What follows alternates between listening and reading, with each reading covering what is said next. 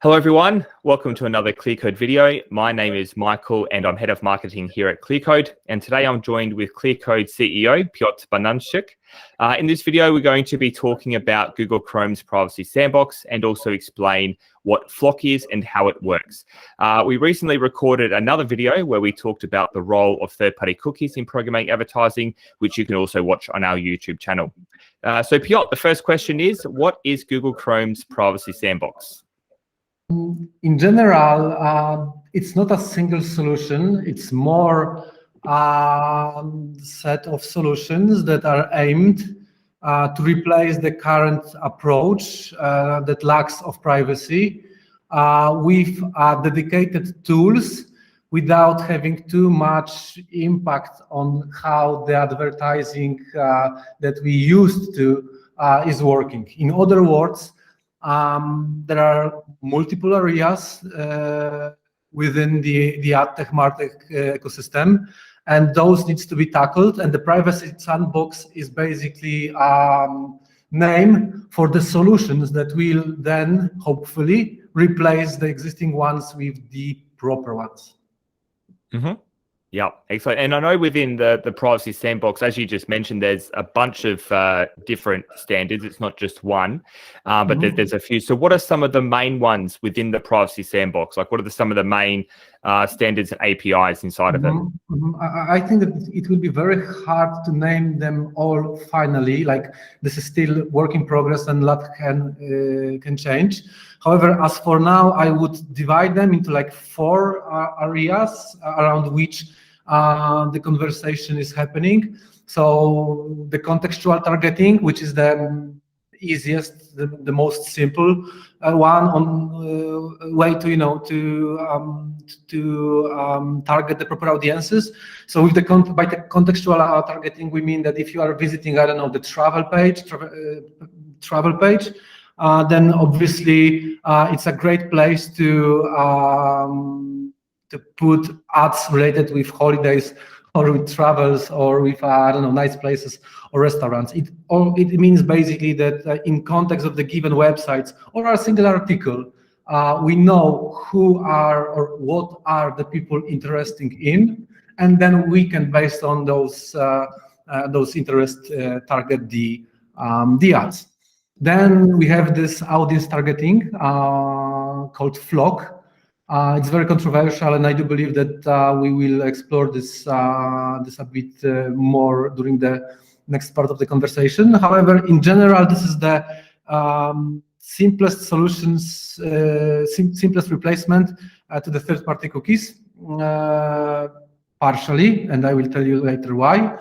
We have this also turtled off fledged concept, which will be responsible for the retargeting as we know it right now. So a way to build interest groups based on the history, based on some activity, and then expose those interest groups to advertisers. They won't be advertisers anymore. They will be buyers, because the whole concept of the publisher and advertiser will slightly change, and we will be talking now about the buyers and sellers in context of those interest groups. And the fourth one is the fourth area is related with the measurement and attribution, and this is basically a very complex and difficult one, because on one hand you want to deliver the reports to the advertisers and the publisher in terms of the campaign performance attribution. However, you need to do it in a way it won't expose a single person, single visitor, or single user. So this needs to be somehow encrypted, batched, and anonymized. And the whole concept of how to do it efficiently is the subject to the current discussion. And as I said, the topic itself, it's complex enough to have a separate video about it. But just for the sake of this conversation, the measurement attribution, retargeting, audience targeting, and contextual targeting will be the four most important ones I would mention. Yep, perfect, excellent, cool. So yeah, you mentioned just a moment ago that obviously Privacy Sandbox is a I mean, those standards and APIs are designed to replace the processes carried out by third-party cookies, which is obviously the main thing that underpins the current processes in programmatic advertising. But what are some of the main or the key differences that people need to know about between how programmatic advertising is done currently and how it will work with Privacy Sandbox?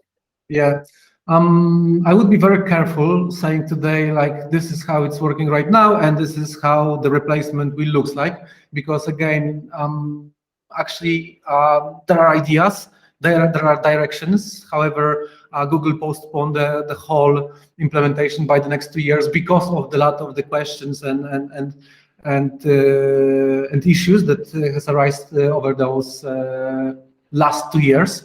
However, I do believe that first of all, we need to forget about the concept of the advertiser and publisher as we know it right now, and instead of in context of the FLoC, there is this concept of the buyer and the seller. So right now, we are thinking about the ads in context of who will basically will display them and who will eventually buy this media, this inventory, while the FLoC itself consists of roles like buyer and seller. And by as a seller, we meant everyone who may own the interest group and may be able to expose it to the potential buyer. And the buyer again may be an advertiser in the today's nomenclature, but it can be also whoever else basically we would like. For example, I don't know, I'm just guessing, a DMP or a DSP itself to then expose this data to, for example, to its advertiser. So this is the first change. We just need to start thinking about the AdTech in context of the privacy and the roles, and not necessarily as we know it right now. So there's a publisher that wants to display an ad. Other things that I do believe are very important, or basically maybe this is the biggest change, is that we won't be able and we shouldn't be able to target single user anymore. So we will be talking about targeting in context of the bigger groups, in terms of the FLoC, the interest groups, in terms of the FLoC cohorts. But the idea behind it is that you shouldn't be able to track the history, the behavior of the user that that is not a first-party user for you. In other words, right now we can basically gather the history of every single person on our website. We can cookie sync this information to every other vendor on the in the ecosystem, and as a result, as I said in one of the earliest videos, 90 companies has like 90% of our history stored in their databases, which is a huge issue. And we should stop thinking about the audiences as a set of the users that we gather the data about. We will receive the ability to target the audiences, but those will be big enough to consist of the many profiles, many visitors. And by many, I understand the size that won't allow you to target the single profile anymore. And what if a single audience will be smaller than the expected number? Well, you won't be able to target the specific audience because risk that someone can be recognized will be too big. Last thing I would say also that has changed, that will change, is that if you think about today's internet, a lot of the solutions is kind of hacks, like tracking the impression with a 1 pixel GIF that is invisible, just because you need to, call the external server or instance to, to establish the communication. So this is working. However, this is hacking, and with the Privacy Sandbox, we will receive a proper APIs, the browser APIs that will allow us to perform an auction to track the impression, to gather the information about the conversion in a dedicated way, which probably also will somehow impact the transparency. As we know, currently there are the issues, and even the IAB says that 10% discrepancy, if I recall correctly, is not a big deal. So yeah, this thing is an issue. So to make the long story short, there will be a number of differences in terms of how it will behave and work. No one knows yet all of them, but those 3 ones will be the key ones. Yeah, perfect. Excellent. Cool. So maybe let's turn our attention now to FLoC. So this is certainly one of the main standards that most people certainly would have heard about. It's received a lot of media attention over the past year, most of it being negative media attention, but certainly it's probably one of the standards that most people would have certainly heard of. So just explain to us what FLoC actually is and how it works essentially, and what I suppose what processes will it be responsible for? Yeah, so by default, the idea is good. Like instead of have a single ID, in most cases it was third-party cookie ID that was exchanged between sites during the cookie syncing process. If we can somehow categorize similar users, what are the similar users, we can discuss it in a moment. But if we can somehow aggregate or gather the people that have similar behaviors, create a group of those users and put some ID on top of it, then technically you will still have an ID that would be tied to some specific users, but you won't be able to target none of them directly. In other words, it's kind of like aggregated cookie ID on the group of visitors. The way how this is supposed to work is that your history, based on the activity on the website, will be stored somewhere on your computer device. When the proper size of the data will be achieved, it will be then anonymized, there will be some noise added, and then it will be sent to the Google servers just for a sake of aggregating similar users to you in something that they are calling cohorts. So the cohort will be a group of users with similar behaviors. Who knows? Like the logic behind the cohort may vary. I mean, it's probably open source, or the algorithm will be open and everyone can take a look at it.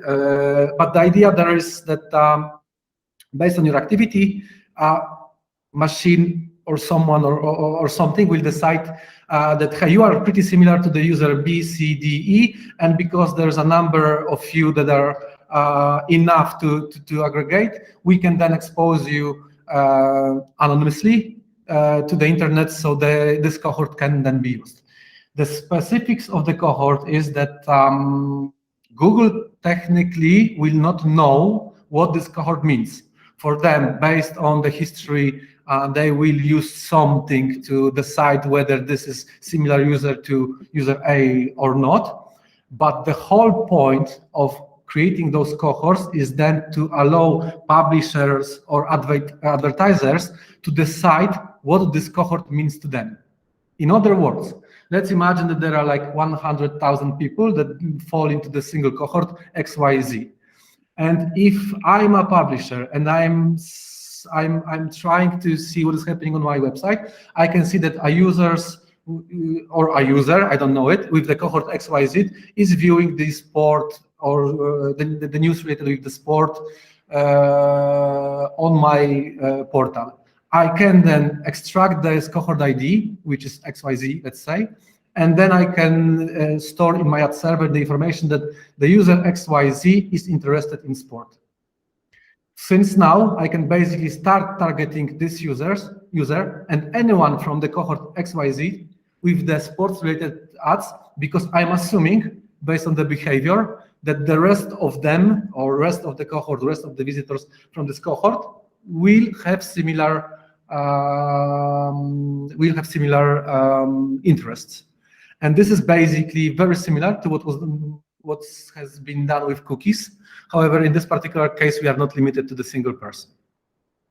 Wow, I hope that this somehow clarifies the concept behind it.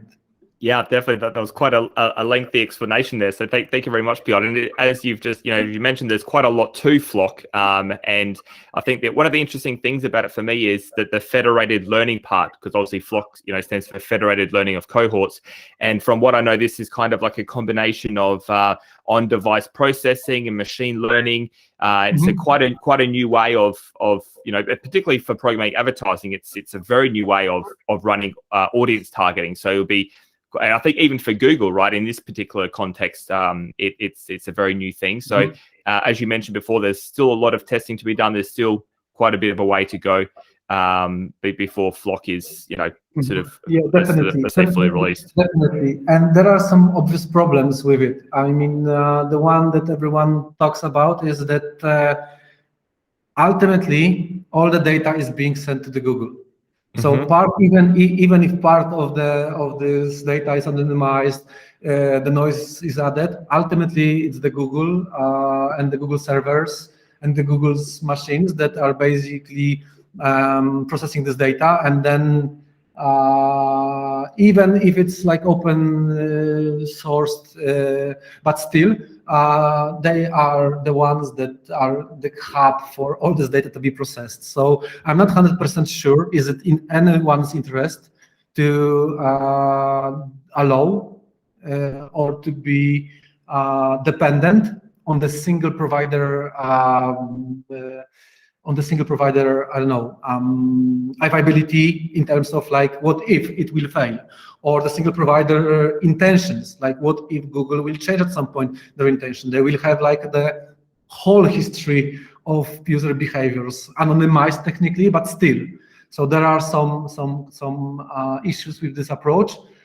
Who is then responsible for the data privacy on the website? I mean, if I'm a publisher and I'm gathering the information about user, then it's my responsibility. But if this is done by the Google, so do I still need a consent for the data gathering? Because technically I'm not doing it at this stage. So there are a lot of questions related to the privacy with the in general implementation of the solution. So I think it will take a while before we will establish the final vision. And what I'm saying right now is more about what was the idea behind it and which direction it could develop. Yep, definitely. Excellent. Cool. So maybe just you've obviously covered quite a lot there with FLoC and explained how it works, but just a couple more questions about it. So specifically, if I'm an advertiser or an ad tech company or a publisher, how could I start using FLoC? Like, what's like at the moment? What does the sort of implementation look like on a sort of like as an overview? So there are two API methods actually right now. One is to actually even one is actually to get the FLoC the cohort ID from the browser, and then basically, but obviously it would be good to have someone more technical to also support me in this statement. However, technically, once you will get this ID, you can start treating it in the same way as you are treating right now the third-party cookies. What do I mean by that? So if someone is traveling across my website and I'm a publisher, I can extract the cohort ID, and with each impression start gathering the cohort ID history to build some kind of the profile of interest for the specific visitor, but also cohort. If I'm an advertiser, I can do the same thing when someone is visiting my website and, for example, is watching, I don't know, shoes or something on my website, or some specific shoes. I can check whether this is like men's shoes or women's shoes, and based on it, I can create a cohort that, hey, probably this cohort is interested in men's shoes. Now, because the cohorts are shared across all the websites, because this is basically on the browser level, I don't see any issue with being able to target this cohort with any specific to me ads. So for example, for this advertiser, I can try to target this specific cohort with the men's shoes ad. So this is kind of even a retargeting possibility. As a publisher, as I said, based on the history that I assigned to this cohort, I can start targeting my own first-party ads with what I have learned. yeah, I guess that the simplest way I can think of would be that. But again, probably because a lot of different things is happening right now with the third-party cookies, like even activating the data through the DMPs. Who knows whether this can be possible or not? I know only that cohorts will not last for long, and there is this risk that every couple days the cohort will be resetted, but I do not have any additional. I haven't read too much about this, so this is something that you need to take into consideration. There will be some limitation, but ultimately, because you can assign your own value to the given cohort, you can do it with this value whatever you want, target, retarget, or exposed to other external services, saying that, hey, if you're interested, then XYZ is actually a sport fan. Mm-hmm.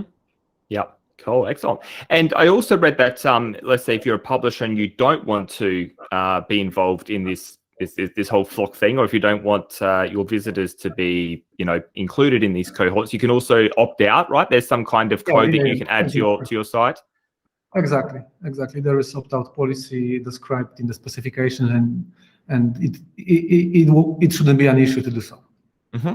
Yeah, cool, excellent. And so one of the main things that is often mentioned with FLoC, particularly in the media, is about the privacy issues to it. I mean, that the whole principle behind FLoC is to provide a more privacy-friendly way of running targeted advertising, right? Particularly to audiences, but based on interest. But certainly since it's since it was unveiled, it's received a lot of criticism, particularly from privacy advocates. So what is the issue there? Like, why are so many people saying that FLoC isn't very privacy friendly? Aside of what I have said about the Google, and that basically you need to trust them and believe that they are, they have good intentions. I do see one single, at least one serious single issue, at least one serious issue, which is actually a kind of reverse engineering approach to it. Because the idea there is that you gathered a group of people with similar behaviors into a single cohort. And the risk is there that if you will attribute behavior, your own behavior to this group by like tracking single user behavior, then you may assume that this applies to everyone else. In other words, imagine that someone is, I don't know, sick, or I don't know, have some issues with, I don't know, with health. Yeah, that will be a good topic. And you see that someone needs like a psychologist, or someone, or someone is reading a lot about, I don't know, depression. The problem is that if you will identify this user because he has an account on your publisher news website and he has logged in, and you know now that the cohort XYZ is related with, I don't know, those mental issues, then any person that will log in into your website with the same cohort, you can start assuming the same. So if you will expose the identity by just simply accessing the first-party data that you own based on the behavior of the other persons from the cohort, you may safely assume that the remaining ones are similar, which in this particular case, mental illness may be a very, very dangerous thing to know. Mm-hmm. Yeah, exactly. Yeah, certainly there are a lot of those concerns, as you just mentioned, with some of the sensitive categories. I mean, I know that Google has said that they won't include, sensitive categories, such as ones based around race, religion, sexuality, and mental history, make them part of the cohort. But as you said, there's still a way to sort of tie that information in there based on users' browser history. Google, yeah, exactly. Google may, opt out the sites that they do feel are too like private. Like they may opt out by default from the medical or other sites. However, remember that it's still like the behavior, even that you won't track some of the activity on some set of the websites, there still can be some trends in the behavior that will gather those similarities.